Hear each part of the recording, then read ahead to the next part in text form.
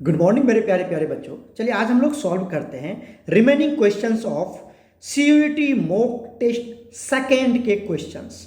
ठीक है, सेकेंड में आपका हमने बहुत क्वेश्चन सॉल्व करवा दिया था मॉक टेस्ट सेकेंड के असाइनमेंट्स। ठीक है ना, तो अभी हम सॉल्व करेंगे 23 से। तो ये जितने भी क्वेश्चन हैं वो आपका सरफेस केमिस्ट्री का क्वेश्चन होगा। किसका होगा? सरफेस केमिस्ट्री, जो आपने नहीं पढ़ा है और ये आपको यहाँ पर इंक्लूड है। तो सभी बच्चे इस वीडियो लेक्चर को अच्छे से वॉच करना और समझने की कोशिश करना। चलिए क्वेश्चन क्या कहता है, ध्यान देखिए। इन फ्रेंडलिच एडजॉर्प्शन आइसोथर्म, फ्रेंडलिच एक केमिस्ट का नाम था और इसने अपनी एक थ्योरी दिया है एडजॉर्प्शन में, तो उसको हम क्या बोलते हैं? Freundlich adsorption isotherm. बोलता है 1/n की वैल्यू कहाँ लाई करेगा, तो समझिएगा फ्रेंडलिच एडजॉर्प्शन आइसोथर्म हम शॉर्ट फॉर्म में लिखते हैं। फ्रेंडलिच एडजॉर्प्शन आइसोथर्म जो है उसने अपनी एक थ्योरी दिया है कि x/m इज इक्वल टू होता है k into p to the power 1/n। ठीक है, ये उसने एक थ्योरी दिया x/m equal to k into p to the power 1/n। अब समझिए यहाँ पर ये जो x/m है इसको बोला जाता है एक्सटेंट ऑफ एडजॉर्प्शन। क्या बोला जाता है इसको? एक्सटेंट ऑफ एडजॉर्प्शन बोला जाता है। जब आप पढ़ेंगे तो समझ में धीरे धीरे आने लगेगा। एक्सटेंट ऑफ एडजॉर्प्शन बोला जाता है। ठीक है, एक्स जो है वो है मास ऑफ एडजॉर्बेट। क्या है वो? Mass of adsorbate. एडजॉर्बेट है ये, मास ऑफ एडजॉर्बेट। ठीक है, और एम जो है वो क्या है? Mass of adsorbent. Mass of adsorbent है, एडजॉर्बेंट। ठीक है ना, तो ये है। ठीक है, ये सब इसका वैल्यू है। के तो कांस्टेंट है, के क्या है हमारा? कांस्टेंट। पी क्या है? प्रेशर है, और इसका पावर कितना है? 1/n। ठीक है, तो इसका कहने का मतलब था कि x/m मतलब एक्सटेंट ऑफ एडजॉर्प्शन जो है वो डायरेक्टली प्रोपोर्शनल होता है प्रेशर का, और ये प्रेशर का जो पावर होगा वो क्या होगा? 1/n के डायरेक्टली प्रोपोर्शनल होगा। अब डायरेक्टली प्रोपोर्शनल को हटाया तो ये इक्वेशन बन गया, इक्वल टू के लगा देंगे, है ना। तो इसमें जो 1/n है वो किस वैल्यू के बीच में लाई करता है? तो याद रखिएगा यहाँ पर जो 1/n का वैल्यू होता है वो इक्वल टू मतलब ग्रेटर देन और इक्वल टू 1 होता है, एंड 1/n जो होता है वो इस तरह से 0 के बीच में लाई करता है। मतलब 1/n की वैल्यू 0 एंड 1 के बीच में 1 के बराबर भी होगा या 1 से छोटा होगा 1/n की वैल्यू, और 0 से बड़ा हो सकता है या 0 से बराबर भी हो सकता है 1/n की वैल्यू। मतलब 1/n की वैल्यू लाई करता है, लाई बिटवीन 0 एंड 1। 0, ये बहुत इंपॉर्टेंट पॉइंट्स है, नीट और जेई में बहुत बार पूछा हुआ है, खास करके नीट में तो बहुत बार पूछता है ये। ठीक है, तो और क्या हो जाएगा यहाँ पर? Between 0 and 1 in all cases. In all cases, और इन ऑल केसेस मतलब क्या हो गया? चाहे प्रेशर, यहाँ पर प्रेशर है ना, तो प्रेशर या तो बहुत ज़्यादा हो, बहुत ज़्यादा हो, या प्रेशर क्या हो? वेरी लो हो, वेरी लो हो, या मॉडरेट प्रेशर हो। क्या हो? Moderate pressure, moderate pressure. तो डजेंट मैटर, कुछ भी हो, जो प्रेशर की वैल्यू कुछ भी हो, 1/n की वैल्यू हमेशा 0 एंड 1 के बीच में ही लाई करेगा। तो option C is absolutely correct. याद रखना, बहुत बार ये क्वेश्चन पूछा जाता है और ये वेरी वेरी इंपॉर्टेंट क्वेश्चन है। चलते हैं नेक्स्ट क्वेश्चन पर। नेक्स्ट क्वेश्चन देखिए, क्वेश्चन नंबर 24 क्या कहता है? Which of the following electrolytes which have maximum coagulating value of AgI and Ag+। आपके पास एक सोल्स दिया हुआ है। क्या दिया हुआ है? AgI। ठीक है, और ये एक सोल्स है। सोल्स मतलब कोलाइडल सॉल्यूशन है, और इसके चारों तरफ क्या लगा हुआ है? Ag+ आके डिपॉजिट हो चुका है। कौन? Ag+ आके क्या हो चुका है? डिपॉजिट हो चुका है, Ag+, राइट।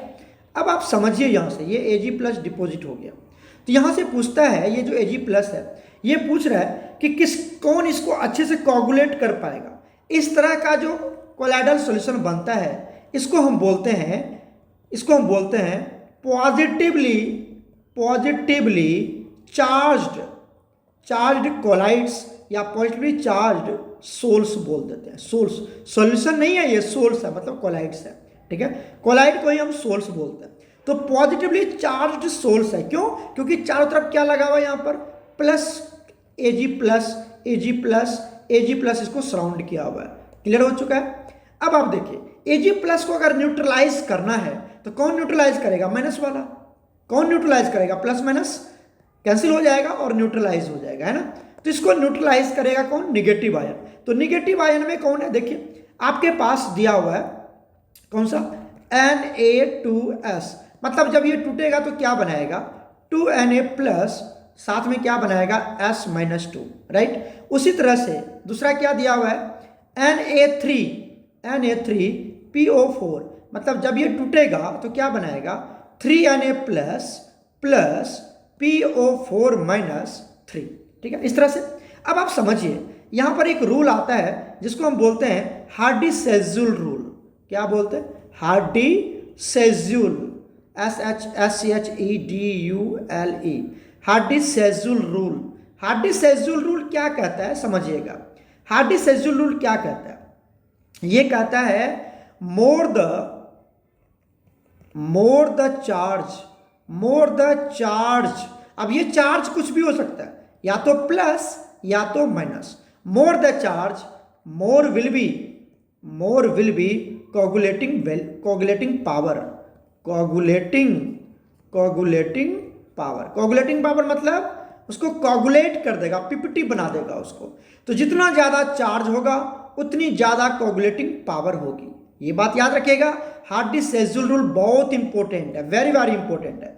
तो मोर द चार्ज, चाहे वो पॉजिटिव चार्ज हो निगेटिव, तो more will be coagulating value या कोगुलेटिंग पावर होगा उसके पास। अब समझिए किसके पास ज्यादा पावर होगा, तो समझिए जितनी ज्यादा निगेटिव चार्ज होगी, जैसे यहां पर देखिए अगर मैं PO4 माइनस 3 ले लूं तो इसकी कोगुलेटिंग पावर ज्यादा होगी। अगर एनायन की बात करते हैं, किसकी बात करते हैं, एनायन की, तो एनायन में सबसे ज्यादा किसकी होगी, क्योंकि यहां पर -3 चार्ज है। उसके बाद SO4 माइनस 2, क्योंकि यहां पर -2, इसकी कोगुलेटिंग पावर ज्यादा होगी। उसके बाद Cl माइनस, क्योंकि यहां पर -1 है, ठीक है। अगर मैं कैटायन की बात करूं, किसकी बात करूं, कैटायन, तो कैटायन में कौन होगा बताओ, कैटायन में हो जाएगा, जैसे एग्जांपल ले लेते हैं Al+3, क्या हो जाएगा, Al+3 की, क्योंकि पॉजिटिव चार्ज ज्यादा। उसके बाद क्या हो जाएगा, Mg+2, क्योंकि +2 चार्ज है।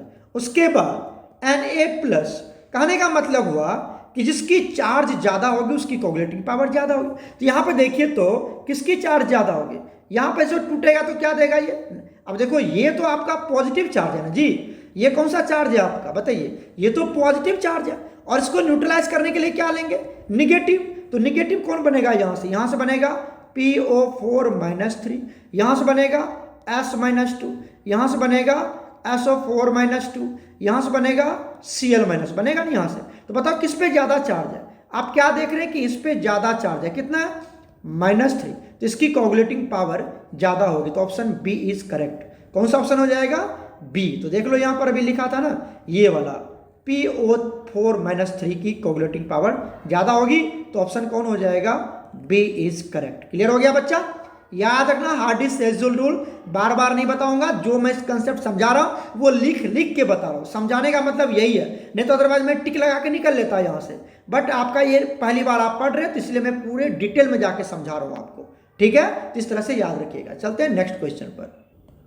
नेक्स्ट क्वेश्चन देखिए, क्वेश्चन नंबर 25 क्या कहता है, which of the following statement is correct about the catalyst. Catalyst के बारे में यहां पर क्या करेक्ट है, तो यहां पर समझिए catalyst is required in large quantity, ये तो गलत है। कैटलिस्ट ऐसा तो नहीं कि हम ज्यादा कैटलिस्ट लेंगे, कैटलिस्ट जितना अमाउंट में उतना अमाउंट में यूज किया जाएगा, तो लार्ज अमाउंट में नहीं होगा।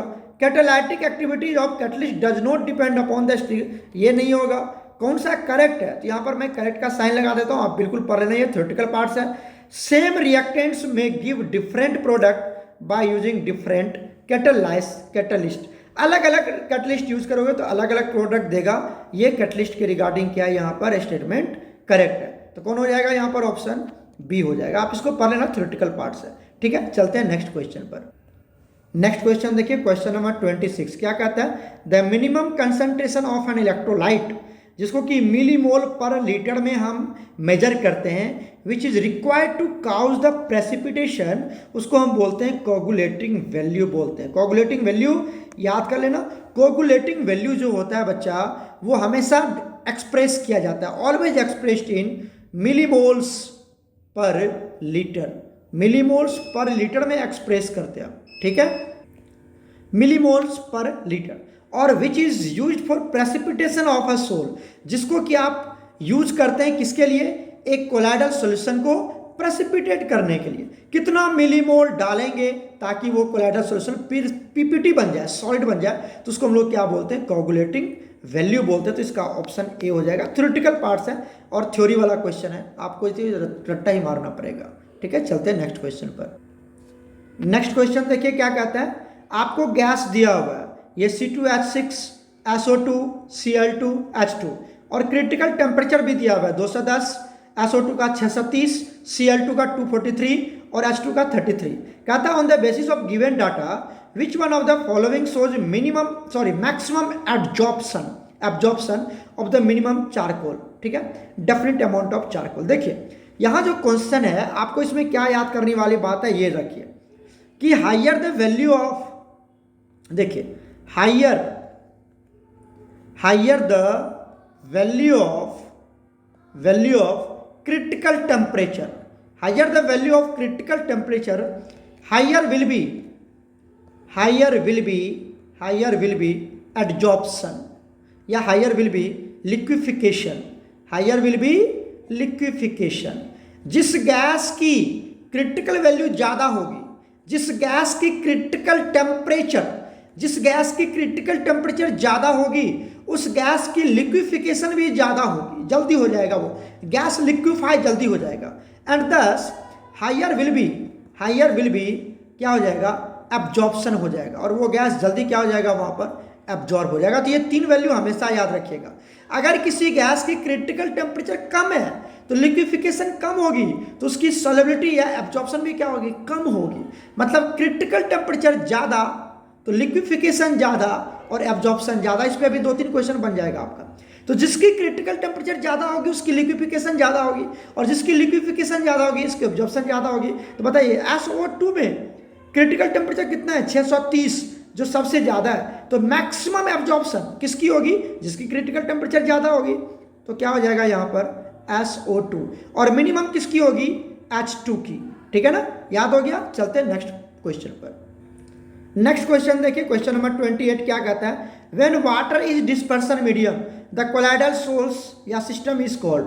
जब वाटर आपका डिस्पर्सन मीडियम हो जाए तो क्या बोलेंगे, वाटर है तो वाटर को हम लोग क्या बोलते हैं, एक्वा बोलते हैं। तो क्या बोलेंगे उसको, एक्वा सोल बोलेंगे। वाटर को तो एक्वा बोलते हैं ना, एक्वा। तो यहाँ पर क्या होगा, वहाँ पर एक्वा सोल हो जाएगा। कितना ईजी है, एकदम टू दी पॉइंट। चलते हैं नेक्स्ट क्वेश्चन पर। नेक्स्ट क्वेश्चन देखिए, क्वेश्चन नंबर 29 क्या कहता है, व्हेन एन इलेक्ट्रोलाइट या electrolytes can coagulate by ferric hydroxide solution is effectively. कौन सा इसमें फेरिक हाइड्रोक्साइड को जल्दी कोगुलेट कर देगा, है ना। तो देखिए आप ध्यान से, जो फेरिक हाइड्रोक्साइड होता है FeOH3, ये फेरिक हाइड्रोक्साइड है ना। तो फेरिक हाइड्रोक्साइड जो होता है, इट इज एन, कौन सा होता है ये, निगेटिवली चार्ज्ड सोल्स है। कौन सा सोल्स है ये, निगेटिवली चार्ज्ड सोल्स है। याद रखना, ferric hydroxide negatively charged sols है। तो इसको मतलब यहाँ पर सब जगह क्या होंगे, निगेटिव होंगे। तो इसको न्यूट्रलाइज कौन करेगा, पॉजिटिव वाला। इसको न्यूट्रलाइज कौन करेगा, पॉजिटिव आ जाएगा, तो ये न्यूट्रल हो जाएगा, है ना। 1 + 1 - कैंसिल हो जाएगा। तो जिस पे जितनी ज़्यादा, हार्डी-शेज़ुल रूल लगा देना। तो हार्डी-शेज़ुल रूल क्या कहता है, जितनी ज़्यादा चार्ज उतनी ज़्यादा कोगुलेट। कौन सा, पॉजिटिव चार्ज लेना आपको, पॉजिटिव चार्ज। तो बता दीजिए आपके पास क्या है, आपके पास है K3, और यहाँ पर क्या लेना आपको, FeCN6, और ये इस तरह से, ठीक है। तो ये क्या दे देगा आपको, ये टूट जाएगा। तो आपको पता है ये क्या दे देगा, FeCN6, और यहाँ पर 4 दे देगा, क्योंकि K4 चला जाएगा, K3 चला जाएगा तो -3 हो जाएगा। सॉरी, यहाँ पर क्या हो जाएगा आपका -3, यहाँ पर 3 आ जाएगा, समझ रहे, 3 आ जाएगा। तो ये 3 आ गया यहाँ पर। अच्छा सॉरी, यहाँ पर एक बात याद रखिएगा, ये पॉजिटिव सोल्स होता है। FeOH ऑल 3 क्या होता है? पॉजिटिव, तभी तो निगेटिव उसको कोगुलेट करेगा। ठीक है, तो ये कौन सा सोल्स होते हैं? पॉजिटिव सोल्स होता है। FeOH होल 3 क्या होता है? Positive sols. तो इसको न्यूट्रलाइज कौन करेगा? देखो बच्चा दिमाग से उतर गया, कौन न्यूट्रलाइज करेगा इसको? निगेटिव वाला आके। तो निगेटिव वाला आके न्यूट्रलाइज, तो निगेटिव में क्या है, जिसके उस पर जितना ज़्यादा निगेटिव चार्ज वो उतना अच्छा कोगुलेट करेगा इसको। तो ये आ गया। दूसरा क्या दिया हुआ है? दूसरा दिया हुआ है Na3PO4। इसको तोड़ेंगे तो क्या देगा? PO4-3। तो ये भी बहुत अच्छे से कोगुलेट करेगा, है ना। दूसरा दे रखा है Na2SO4, तो ये क्या दे देगा? SO4-2, ये कम करेगा। आपको दे रखा है KNO3, तो क्या होगा? ये NO3-, तो यहाँ पर -1 ही है। कौन अच्छे से कोगुलेट करेगा बताइए? जिस पे -3 चार्ज है। तो ऑप्शन ए, जिस पे -3 चार्ज है, ध्यान से देखो किस पे है? ऑप्शन ए पे -3 है, क्योंकि ये वाला -3 दे देगा। बी में भी -3 है, PO4-, ये बनेगा ना PO4-3, तो ये वाला हो जाएगा। ठीक है, तो option A and option B कहाँ पर है? बी में, A and B only, A and B only. Clear हुआ ना। यहाँ पे मैंने थोड़ा सा गलती बता दिया था आपको कि FeOH होल 3 जो होता है बच्चा, ये पॉजिटिवली चार्ज सोल्स होता है, पॉजिटिव चार्ज सोल्स होते हैं। तो इसको न्यूट्रलाइज कौन करेगा? माइनस वाला। तो जिसपे जितना ज़्यादा माइनस चार्ज वो उतना अच्छा कोगुलेट करेगा इसको। तो कौन? जिसपे जितना ज़्यादा माइनस, तो ये दोनों ऑप्शन हो जाएगा। क्लियर हो गया। चलते हैं नेक्स्ट क्वेश्चन पर। क्वेश्चन नंबर 30 देखिए क्या कहता है। Choose the incorrect statement with reference to physical adsorption. Physical adsorption जो होता है, ये सब बात याद कर लेना क्वेश्चंस के थ्रू ही। ठीक है, तो फिजिकल एडजॉर्प्शन क्या होता है? स्पेसिफिक, हाईली स्पेसिफिक नहीं होता है वो। मतलब ये फिजिकल एडजॉर्प्शन क्या होता है? एक रिवर्सिबल रिएक्शन होता है, बनेगा टूटेगा, बनेगा टूटेगा, ये हाईली स्पेसिफिक नहीं होता है। तो नॉन स्पेसिफिक इन नेचर, ये तो सही है। हमें क्या ढूंढना है? इनकरेक्ट ढूंढना, याद रखिएगा। रिवर्सिबल इन नेचर, ये तो मैंने समझा दिया, रिवर्सिबल होता है। Weak van der Waals force of attraction की वजह से यहाँ पर ये एडजॉर्प्शन होता है। ये जो पॉइंट है ना, ये इसकी जो एडजॉर्प्शन वैल्यू होता है, इंथैल्पी ऑफ एडजॉर्प्शन, ये होता है 20 to 40 किलो जूल पर मोल। इतना ही होता है, बहुत कम होता है। ठीक है, और ये जो आपको दे रखा है, ये आपका केमिकल एडजॉर्प्शन का वैल्यू होता है 82 to 40 किलो जूल पर मोल। ये केमिकल एडजॉर्प्शन की वैल्यू है, जिसको इसमें डाल रखा है फिजिकल एडजॉर्प्शन में। तो ये वैल्यू क्या है? गलत है। तो केमिकल एडजॉर्प्शन की वैल्यू, फिजिकल एडजॉर्प्शन की वैल्यू क्या होता है? 20 to 40 किलो जूल पर मोल होता है। जबकि देख कितना रखा है? 82, कितना दे रखा है? 82 to 40 किलो जूल, जो कि इनकरेक्ट है। क्लियर हो गया। चलते हैं next question. Next question number 31 क्या कहता है? ये आप ये पढ़ लेना, इसमें मैं आपको सीधा सॉल्व कर देता हूँ। एट हाई टेम्परेचर, अगर टेम्परेचर बहुत ज़्यादा हो जाएगा तो X/m जो है, मतलब अगर टेम्परेचर बहुत ज़्यादा हो जाता है ना, at high temperature friendly adsorption isotherm में, एट हाई टेम्परेचर X/m जो होता है वो इंडिपेंडेंट ऑफ टेम्परेचर होता है, सॉरी इंडिपेंडेंट ऑफ प्रेशर होता है।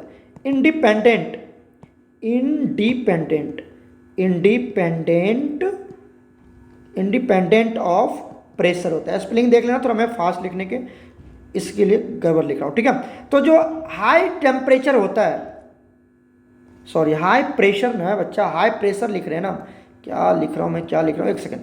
High pressure, at high pressure जो X/m होता है वो प्रेशर पे डिपेंड नहीं करता। जब बहुत ज़्यादा प्रेशर हो जाएगा ना, तो X/m की वैल्यू पे, आपको क्या बताया था फ्रेंडली एडजॉर्प्शन में कि X/m जो होता है वो डायरेक्टली प्रोपोर्शनल टू P1/n होता है ना। ये होता है P1/n। यहाँ से X/m डायरेक्टली प्रोपोर्शनल को हटाया तो इक्वल टू K, और यहाँ पर इंटू हो गया P1/n। ये बताया था फ्रेंडली एडजॉर्प्शन आइसोथर्म की इक्वेशन। बट यहाँ पर समझिए, जैसे जैसे प्रेशर हाई हो जाएगा ना, बहुत प्रेशर हाई हो जाएगा, तो X/m जो है ये प्रेशर पे डिपेंड नहीं करता, is independent of pressure, independent of pressure. कहाँ पर? जब प्रेशर बहुत हाई हो जाएगा, एट हाई प्रेशर, याद रखना। ठीक है, तो यहाँ पर ऑप्शन डी हो जाएगा correct, option D. High pressure पे क्या हो जाता है? X/m is proportional to independent of pressure. क्यों? क्योंकि प्रेशर बहुत ज़्यादा, तो प्रेशर पे डिपेंड करेगा ही नहीं। क्लियर हो गया। चलते हैं नेक्स्ट पॉइंट पर। नेक्स्ट क्या आता है 32, लिस्ट 1 को लिस्ट 2 से क्या करना है आपको मैच करना है ना।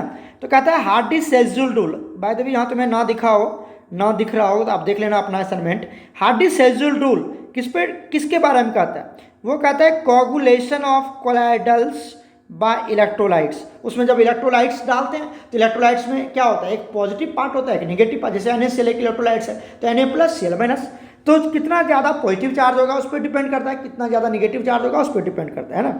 तो ए का क्या हो जाएगा सेकेंड, ये तो बात समझ में आ गई। ए का सेकेंड चेक कर लो, बी में भी है और सी में भी है। अब आ जाओ नेक्स्ट कहता है टिंडल इफेक्ट।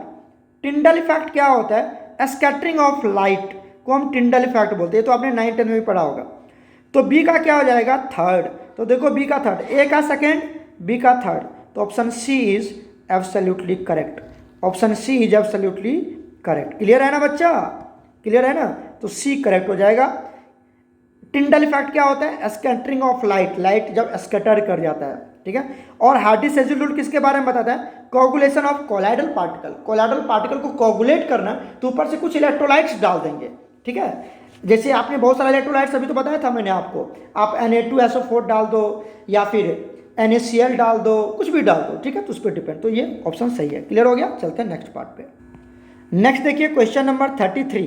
क्वेश्चन नंबर 33 क्या कहता है, ये बहुत ही इंपॉर्टेंट है। क्वेश्चन नंबर 33 क्या कहता है, जो आपका एडजॉर्प्शन आइसोथर्म है उसका आपको प्रेशर K/N कंस्टेंट जो है उसको और मोलर मास ऑफ एडजॉर्बेंट पढ़ लेना। यहाँ पर थोड़ा सा ये हो सकता है, M क्या है यहाँ पर मास ऑफ एडजॉर्बेंट, X क्या है मास ऑफ एडजॉर्बेट, ठीक है, ये सब तो हमने आपको बताया था। तो कहता है उसका लॉग के फॉर्म में बताइए, फ्रेंडली एडजॉर्प्शन आइसोथर्म क्या कहता है, X/M equal to K into P⁴ यही कहता है ना बच्चा, यही कहता है। अब क्या करते हैं, दोनों तरफ लॉग ले लेते हैं, दोनों तरफ लॉग ले लेते हैं, तो क्या लिखेंगे log X/M equal to log क्या लिख दिया K इंटू P⁴ राइट। अब क्या करते हैं, इसको ब्रेक करते, तो ये तो ऐसे आ जाएगा log X/M। अब देखो इस log को एक बार K से मल्टीप्लाई करो तो क्या हो जाएगा log K, और यहाँ पर मल्टीप्लाई है तो मल्टीप्लाई के लिए क्या आता है प्लस, क्या आ जाएगा log P⁴ होता है। अब देखिए ये जो पावर होता है इसको log के केस में अगर तुम मैथ्स के बच्चे हो तो ये तो समझ ही रहोगे, तो इसको पीछे ले आते हैं तो क्या बनेगा यहाँ से log X/M equal to log K plus 1/n पीछे आ गया, ठीक है, और यहाँ क्या बन गया log P बन गया। तो ये इक्वेशन चेक कर लीजिए कहाँ पर ऐसा दिया हुआ है, चेक करें log X/M ये दे रखा है, आगे क्या दे रखा है log K, तो log K 1/n log P, equation first ही सही है यहाँ पर, बाकी मैच कर लेना सब गलत है, बाकी सब गलत हो जाएगा, इक्वेशन जो सॉरी ऑप्शन ए जो है वह सही है। क्लियर हुआ बच्चा कि नहीं हुआ, इस तरह से निकाल लोगे आराम से आप कैलकुलेट कर पाएंगे, तो एक्सप्रेशन 1 जो है वही सही है। ओके चलते हैं नेक्स्ट क्वेश्चन पर। क्वेश्चन नंबर 34 देखिए क्या कहता है, which of the following electrolytes will have maximum coagulating power, बार बार वही क्वेश्चन दे रहा है ना, हार्ड डिस्क शेड्यूल रूल वाला। तो क्या दे रखा है यहाँ पर AgI दे रखा है, और यहाँ पर एक कोगुलेटिंग ये है सोल्स है, और यहाँ पर क्या दे रखा है आपको I-, क्या दे रखा है ध्यान देखिए I- ये दे रखा है ना I-, मतलब इसको कैसे लिख सकते हैं हम AgI और I-, ये जो इस तरह से दिया हुआ ना क्वेश्चन में, इसको हम इस तरह से एक्सप्रेस कर सकते हैं, इस तरह से एक्सप्रेस कर सकते हैं। क्लियर हो गया, क्लियर हो गया। अब देखो यहाँ पर आप क्या देख रहे हो कि सब जगह माइनस है, सब जगह क्या लगा हुआ है यहाँ पर माइनस, तो इसको कौन कोगुलेट करेगा बताओ, पॉजिटिव आयन करेगा ना कोगुलेट, कौन कोगुलेट करेगा इसको पॉजिटिव, मतलब इसको कोगुलेट करने वाला है प्लस वाला, कौन करने वाला है बताओ प्लस वाला, तो यहाँ पर आ जाएगा आपको प्लस, यहाँ पर प्लस यहाँ पर प्लस, तो कोगुलेट हो जाएगा, ये प्लस माइनस न्यूट्रलाइज हो जाएगा। अब देखिए कुछ जिसकी ज़्यादा पॉजिटिव चार्ज होगी वही ना इसको जल्दी कोगुलेट करेगा जी, तो किस पे ज़्यादा पॉजिटिव चार्ज होगा, आपको दिया हुआ है NaCl, तो क्या होगा Na+, कहता है पॉजिटिव से हमें मतलब है, निगेटिव से तो मतलब है नहीं, हमें दिया हुआ है BaNO3 होल 2, तो क्या हो जाएगा यहाँ से Ba+2 मिल जाएगा आपको। राइट। उसके बाद दे रखा है Al2SO4 होल 3, तो क्या मिलेगा यहाँ से Al पे प्लस 3, और यहाँ दे रखा है Na2SO4, तो क्या मिल जाएगा आपको Na प्लस। तो बताइए सबसे ज़्यादा किस पे चार्ज है, Al प्लस 3 है ना, तो कौन सा हो जाएगा यहाँ पर Al2, option C is correct. ये जल्दी कोगुलेट कर देगा, कितना इजी है, Hardy schedule rule, maximum the greater the charge greater will be coagulating power. Clear हो गया, आराम से याद करना, आराम से क्वेश्चन बन जाएगा। चलते हैं नेक्स्ट क्वेश्चन पर। क्वेश्चन नंबर 35 देखिए क्या कहता है, the movement of colloidal particle from A colloidal solution under the influence of applied electric potential, मतलब इलेक्ट्रिक करंट की मदद से अगर आप कोलाइडल पार्टिकल को किसी एक पर्टिकुलर डायरेक्शन में मूव करवाते हैं तो इस प्रोसेस को क्या बोलता है towards one two other electrode, एक इलेक्ट्रोड से दूसरे इलेक्ट्रोड, मतलब यहाँ पर अगर पॉजिटिव कोलाइडल है इसको हम इधर मूव करवा देते हैं with the help of electricity, जिसको बोला जाता है इलेक्ट्रोफोरेसिस। क्या बोला जाता है इसको, इलेक्ट्रोफोरेसिस बोला जाता है। तो ये थियोरिटिकल पार्ट है, आप इसको रट्टा लगा लेना, पढ़ लेना एक दो बार, जिसको इलेक्ट्रोफोरेसिस बोला जाता है। ठीक है, ब्रोनियन मूवमेंट क्या होता है, zigzag motion of colloidal particles. Zigzag motion of colloidal particle को क्या बोलते हैं, ब्रोनियन मूवमेंट। इलेक्ट्रो ऑस्मोसिस, ये ऑस्मोसिस मतलब प्योर करने का प्रोसेस है, और इलेक्ट्रोडायलिसिस, इसमें कोलाइडल सॉल्यूशन को प्योर किया जाता है, शुद्ध किया जाता है। इलेक्ट्रोफोरेसिस भी शुद्ध करने के लिए ही किया जाता है, लेकिन with the help of electricity and किसी एक पर्टिकुलर चार्ज को हम एक पर्टिकुलर कैथोड की तरफ या एनोड की तरफ, इलेक्ट्रोड की तरफ उसको मूव करवा देते हैं, तो इलेक्ट्रोफोरेसिस कहलाता है। डेफिनेशन देख लेना, अगर नोट्स चाहिए तो हम आपको सेंड कर देंगे। चलते हैं नेक्स्ट पार्ट पर।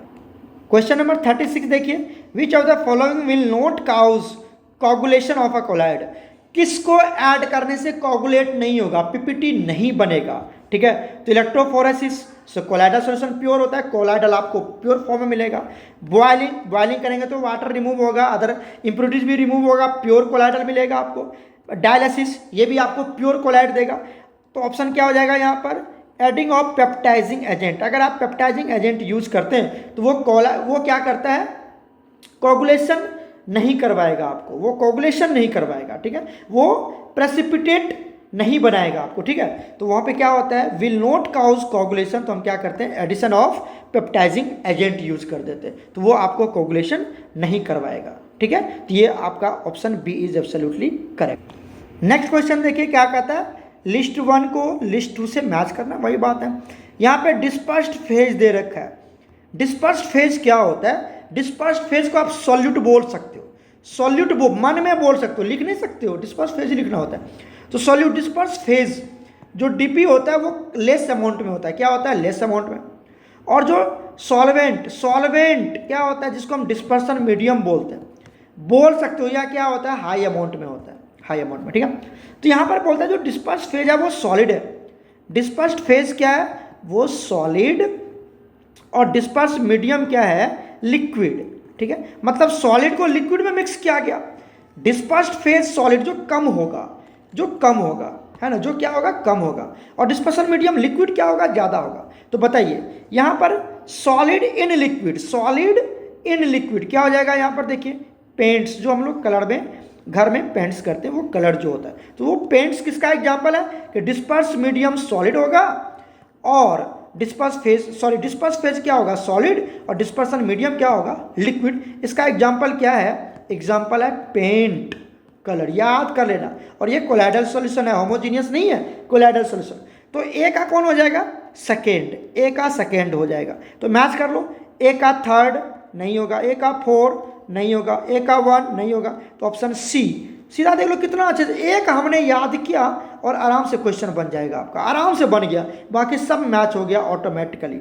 तो option C is absolutely correct. Clear हो गया, डिस्पर्स्ड फेज लेस अमाउंट में होगा, डिस्पर्सन मीडियम ज़्यादा अमाउंट में होगा। आप डिस्पर्सन मीडियम को सॉल्वेंट बोल सकते हो, मन में लिख नहीं सकते सॉल्वेंट, और डिस्पर्स फेज को सॉल्यूट बोल सकते हो।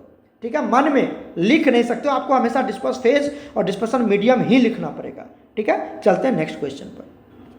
नेक्स्ट क्वेश्चन देखिए 38 क्या कहता है, a gas is ready absorbed by 1 gram of activated charcoal. ठीक है, उस पर एब्जॉर्ब हो जाता है बाय द फिजिकल एब्जॉर्प्शन। किसकी एब्जॉर्प्शन ज़्यादा होगी, क्या बताया था, higher the critical temperature, higher the critical temperature, higher is the, बताइए, हायर इज द लिक्विफिकेशन, याद है आपको, हायर इज द लिक्विफिकेशन।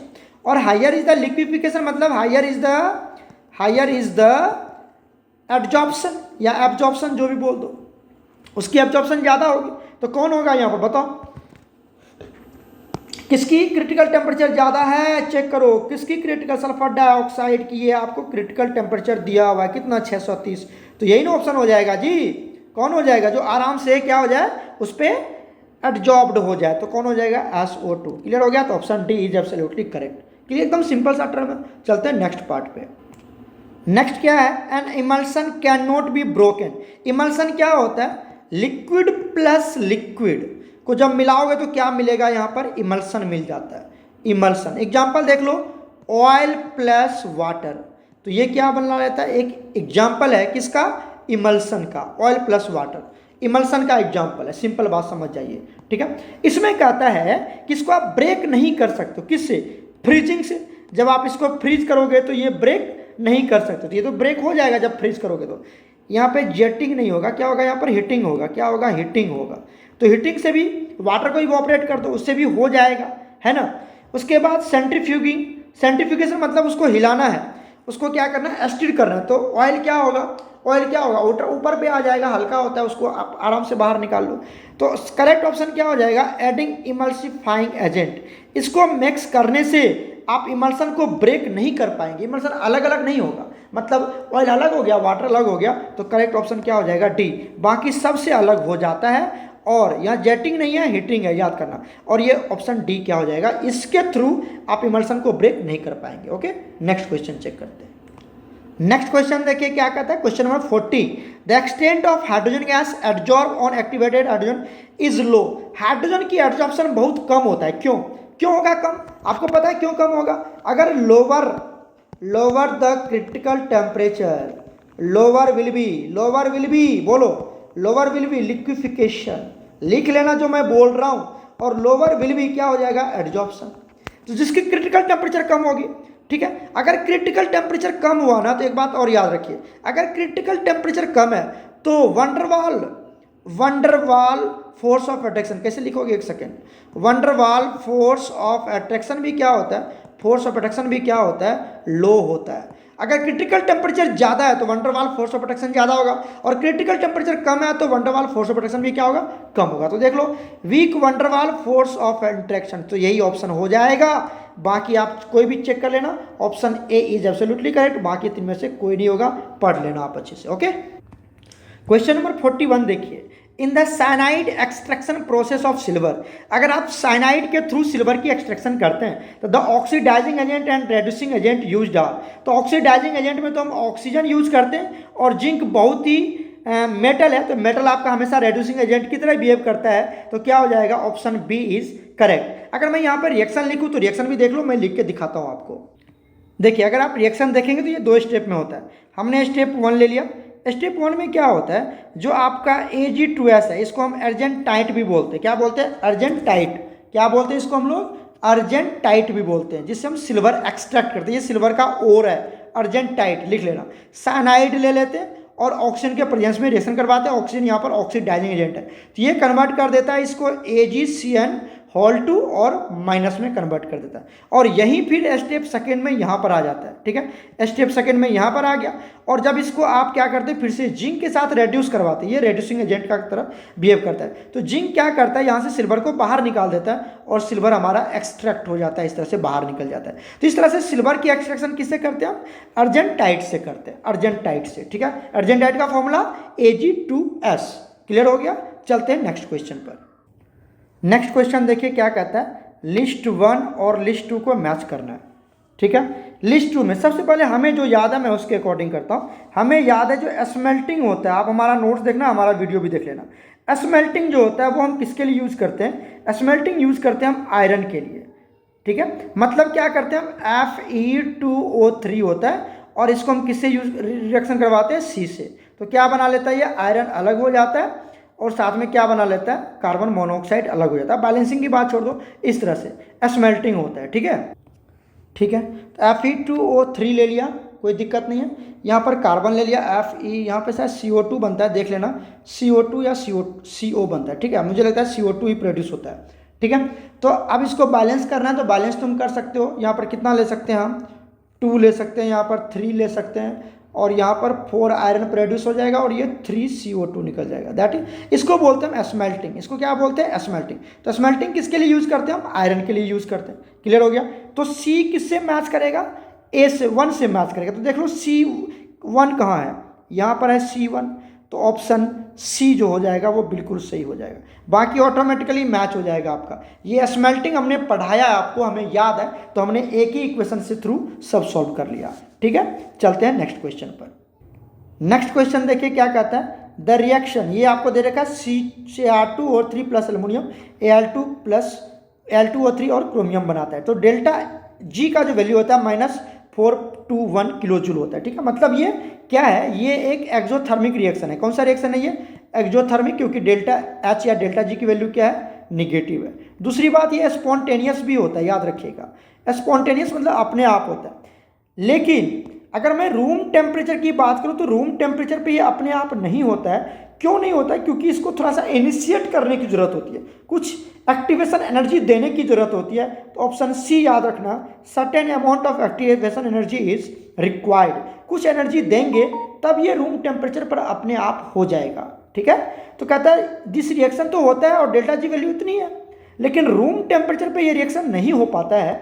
ऐसा क्यों, रूम टेम्परेचर पे ये रिएक्शन नहीं हो पाता है, ऐसा क्यों, क्योंकि इसको कुछ ना कुछ एक्टिवेशन एनर्जी की जरूरत होती है, जो कि रूम टेम्परेचर पर नहीं मिलता। अगर आप रूम टेम्परेचर इसको एक्टिवेशन एनर्जी दे देंगे तो ये हो जाएगा, ठीक है। तो option C is absolutely correct. चलते हैं नेक्स्ट क्वेश्चन।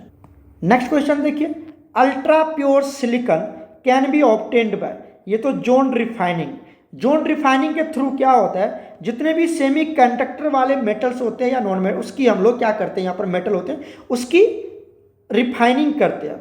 तो सेमी कंडक्टर वाला जो जितने भी मेटल्स होते हैं उसकी रिफाइनिंग करते हैं। तो यहाँ पर कौन कौन सा मेटल लेते हैं, जैसे हमने ले लिया, यहाँ पर लिख देता हूँ मैं, जर्मेनियम, ठीक है, सिलिकॉन, उसके बाद बोरॉन, उसके बाद गैलियम, उसके बाद इंडियम। तो ये जितने भी मेटल्स और नॉन मेटल जो भी बोलो, ये जो भी है, इस सब की रिफाइनिंग करते हैं हम जोन रिफाइनिंग के थ्रू। जोन रिफाइनिंग में क्या होता है, हमने आपको बताया हुआ, जैसे ये हमारे पास मान लो सिलिकॉन का एक रॉड है और यहाँ पर क्या करते हैं, हम एक हीटर लगा देते हैं, हीटर लगा देते हैं, ये हीटर मतलब बर्न हो रहा है, तो यहाँ पर ये इसको इस तरह से मूव करवाते हैं, तो जितना भी इम्प्योरिटीज होता है सबको ये मेल्ट करवाता हुआ यहाँ पर आ जाता है और इम्प्योरिटी यहाँ पे जमा हो जाता है, फिर हम इसको कट कर लेते हैं, तो इम्प्योरिटीज यहाँ से निकल जाता है और ये प्योर मेटल बच जाता है। तो जोन रिफाइनिंग किसके ऊपर बेस्ड होता है, जोन रिफाइनिंग बेस्ड होता है यहाँ इम्प्योरिटी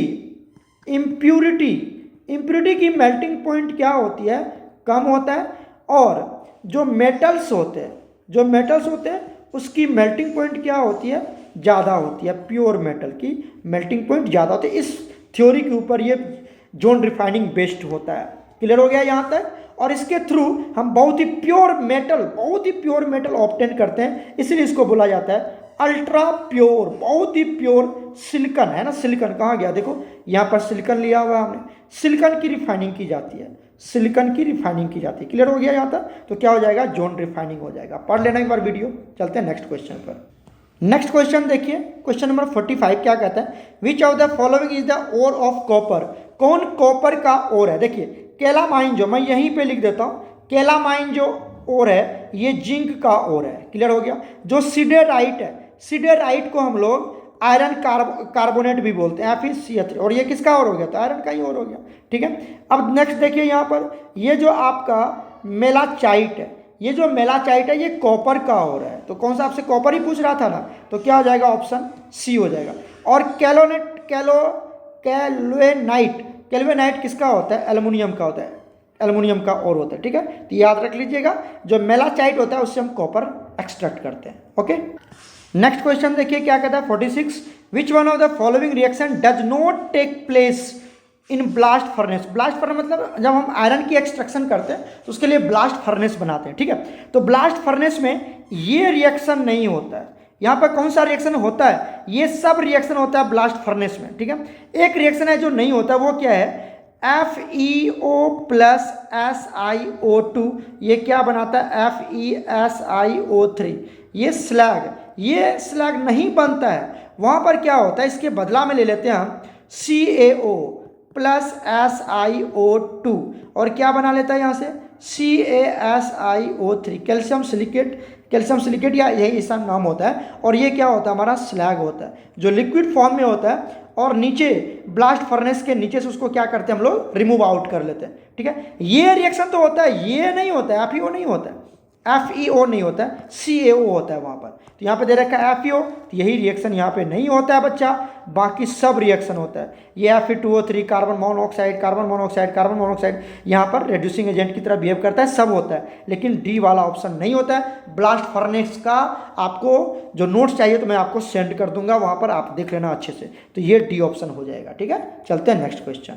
नेक्स्ट क्वेश्चन देखिए, कहता है मैच लिस्ट 1 और लिस्ट 2 से मैच करना। तो कितना ईजी है, जो कास्ट आयरन होता है उससे हम लोग रेलवे का क्या बनाते हैं, रेलवे का ट्रैक बनाते हैं, रेलवे का ट्रैक कास्ट आयरन जो प्योर आयरन होता है, और जो अच्छा आयरन नहीं होता है, इम्प्योरिटीज होता है, उसको बोलते हैं पिग आयरन, और जो प्योर आयरन होता है उसको कास्ट आयरन। तो उससे रेलवे का स्लीपर बनाते हैं। तो देखिए ए का सेकेंड हो जाएगा, ए का सेकेंड कहाँ है, ए का सेकेंड यहाँ भी है और ए का सेकेंड यहाँ है। और जो हमें याद है, जो स्टेनलेस स्टील होता है उससे हम लोग साइकिल बनाते हैं, ऑटोमोबाइल्स पार्ट्स बनाते हैं स्टेनलेस स्टील, क्योंकि उसमें जल्दी जंग नहीं लगता। स्टेनलेस स्टील हमारा एलॉय होता है। तो अभी हमने साइकिल, जो आप देखोगे बच्चे का साइकिल होता है, उसमें जो उसके टायर्स होते हैं वो स्टील का भी बना हुआ रहता है। टायर नहीं, वो रबड़ वाला नहीं, उसके जो पार्ट्स होते हैं लोहे वाला, वो अब स्टील का आने लगा है। तो जो स्टेनलेस स्टील होता है उससे क्या बनाते हैं, साइकिल बनाते हैं हम लोग, या ऑटोमोबाइल का पार्ट्स। तो डी का 4 कहाँ पर है, डी का 4 यहाँ पर है और ए का 1 यहाँ पर है। तो कौन हो जाएगा, option D is absolutely correct. Clear हो गया। अच्छा कहोगे सर यहाँ पर भी ए का 2 है और डी का 4 है। तो आ जाओ यहाँ पर नेक्स्ट मैच कर लेते हैं हम लोग यहाँ से। एक सेकेंड बच्चा, जो आपका बी वाला पार्ट है, तो बी जो निकल है, जो निकल है उसको हम लोग क्या करते हैं, निकल का यूज करते हैं हम लोग, निकल का यूज करते हैं, एक सेकेंड, निकल का यूज करते हैं केबल, ऑटोमोबाइल, एरोप्लेन बनाने के लिए। एरोप्लेन्स के जो पार्ट्स होते हैं, एरोप्लेन नहीं, एरोप्लेन का पार्ट्स। तो क्या हो जाएगा यहाँ का बी का 3, तो यही होगा, याद करना डी ही होगा option D is absolutely correct. ठीक है, नेक्स्ट देखिए यहाँ पर कहता है वेन आर्कल मेथड। हमने आपको पढ़ाया हुआ, आप वीडियो लेक्चर देखो, हमने सेंड किया था to the point. Van Arkel method हम किसके लिए यूज करते हैं, वेन आर्कल मेथड हम यूज करते हैं जिरकोनियम मतलब ZR एंड टाइटेनियम, इसी दो के लिए हम क्या यूज करते हैं, वेन आर्कल मेथड। कौन सा, याद कर लेना, बहुत बार पूछा जाता है। When Arkel method, when Arkel method इसी के लिए यूज करते हैं। और एक होता है मोन्ड प्रोसेस, एक क्या होता है, मोन्ड प्रोसेस, वो भी लिख देता हूं मैं, मोन्ड प्रोसेस। ओहो, Mond process, Mond van Arkel process, van Arkel process तो जिरकोनियम एंड टाइटेनियम के लिए यूज किया जाता है, और मोन्ड प्रोसेस यूज किया जाता है बच्चा हमारा निकल के लिए। किसके लिए, निकल के लिए। याद कर लेना और आराम से यहाँ से क्वेश्चन आ जाएगा आपको, यहाँ से आराम से क्वेश्चन आपके बन जाएंगे। ठीक है, तो चलिए देखिए आपको क्या कहता है वेन आर्कल। तो वेन आर्कल किसके लिए होगा, जिरकोनियम एंड टाइटेनियम। तो जर्मेनियम, जिंक, टी नहीं, titanium, option A is absolutely correct. यहाँ पे देखा निकल इज रिफाइंड बाय, निकल इज रिफाइंड बाय किसके लिए, तो मोन्ड प्रो, अभी तो बताया था मैंने, मोन्ड प्रोसेस से उसको क्या जाता है, रिफाइन किया जाता है। मोन्ड प्रोसेस में निकल यूज किया जाता है। कितना इजी क्वेश्चन था, देखो दोनों क्वेश्चन टू दी पॉइंट बन गया ना। तो याद कर लेना यहाँ पर van Arkel method, zirconium and titanium, और Mond process for refining nickel. बस 3 एलिमेंट हमेशा याद रखिएगा, बस आपका क्वेश्चन आराम से वेन आर्कल से और मोन्ड प्रोसेस से बन जाएगा। ओके, तो बच्चा हमने आपको सारे असाइनमेंट्स के क्वेश्चन सॉल्व करवा दिए। असाइनमेंट 2 के जो मॉक टेस्ट 2 था, सारे असाइनमेंट के क्वेश्चन सॉल्व करवा दिए। अब आप प्रैक्टिस करना, फर्दर कोई दिक्कत होगी तो हम उसको और भी कंसेप्ट के साथ आपको समझाएंगे। बाकी आप टेस्ट दें, अच्छे से कंसंट्रेट होकर पढ़ें। आपके 8-10 मॉक टेस्ट होंगे तो सारे चैप्टर ही याद हो जाएगा आपको उसी में। 8-10 बार एक चैप्टर के क्वेश्चन 10-10, 15 क्वेश्चन सॉल्व करोगे तो वो चैप्टर तो बिल्कुल याद ही हो जाएगा आपको। ठीक है, तो फिर मिलते हैं नेक्स्ट वीडियो में with the next questions. Okay बच्चा, गॉड ब्लेस यू ऑल।